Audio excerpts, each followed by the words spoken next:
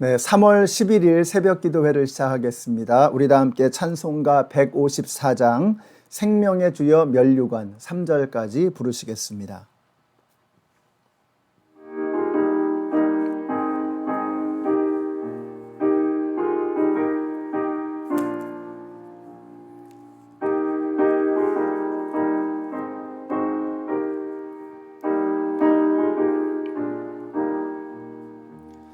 생명의 주여 면류관 받으시옵소서.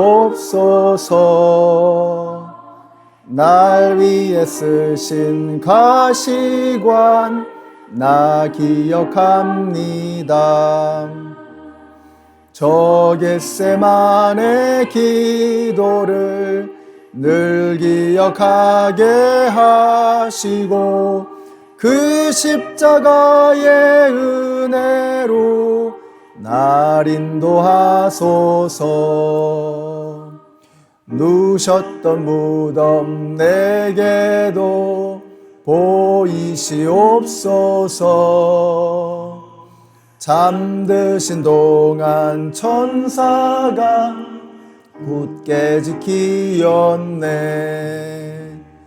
저 겟세마네 기도를 늘 기억하게 하시고 그 십자가의 은혜로 날 인도하소서.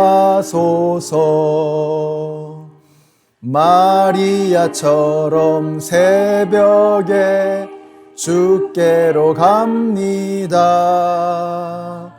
빈 무덤 내게 보이사 날 가르치소서.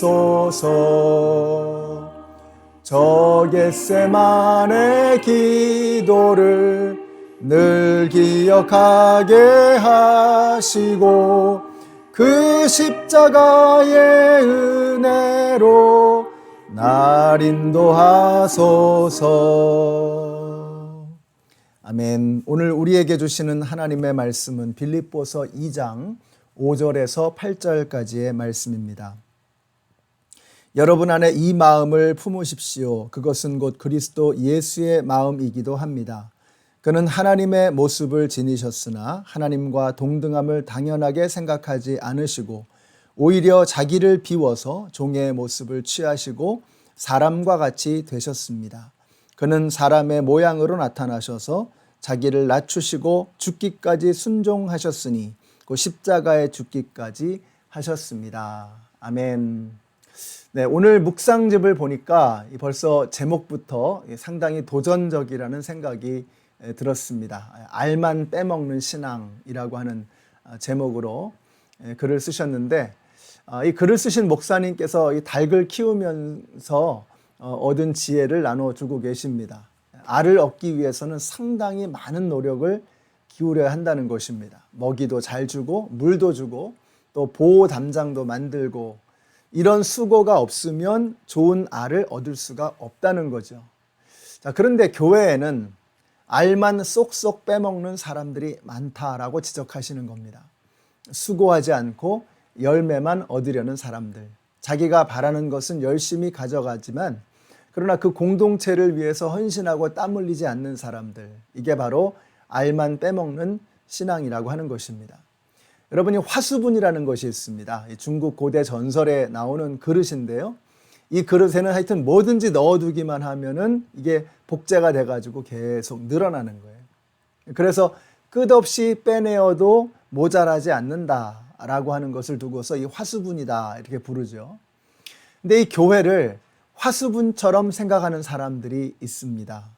그러나 여러분, 교회는 화수분이 아닙니다. 그것은 하나님의 능력이 모자라서가 아니죠. 교회가 뭔가를 생각해 보면 그 안에 답이 있습니다. 교회라고 하는 것은 사람들의 모임입니다.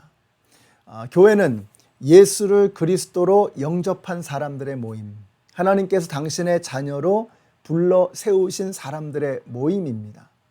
그래서 우리가 그 사람들의 모임이 바로 교회인데, 사람들의 모임에서 내가 꺼내 쓰기만 하고 알만 빼먹고 내가 기여하지 않으면 어떤 일이 벌어질까요? 결국은 그것은 교회는 사람이기 때문에 다른 사람에게서 내가 계속해서 취해가는 것입니다. 그러니까 다른 사람을 섬기려고는 하지 않고 다른 사람들의 섬김만 받으려고 하는 것, 이것이 바로 알만 빼먹는 신앙이다라고 하는 것이죠.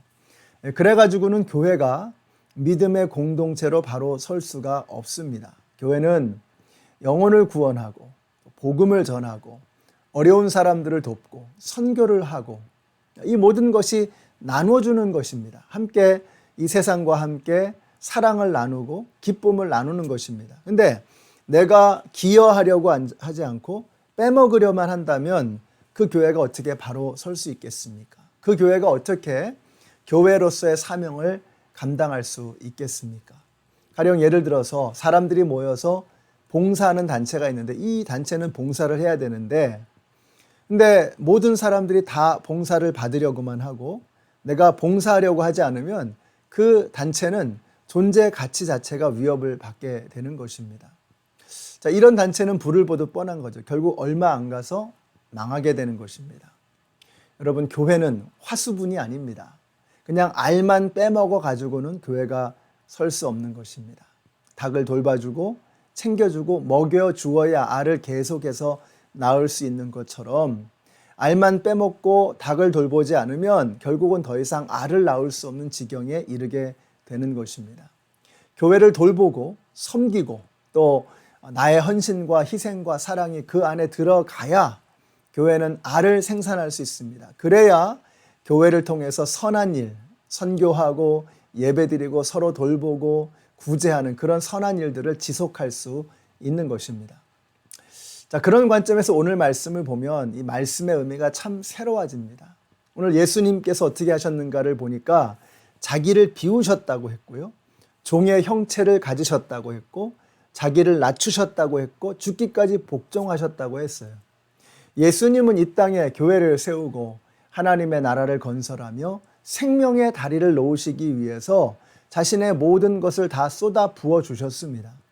만일 우리가 서로가 서로에게 조금씩이라도 이런 헌신과 사랑을 그냥 조금이라도 나눠줄 수 있다면 이 땅의 교회들이 얼마나 멋있는, 얼마나 영향력 있는, 얼마나 힘 있는 그런 곳이 되어질 수 있을까.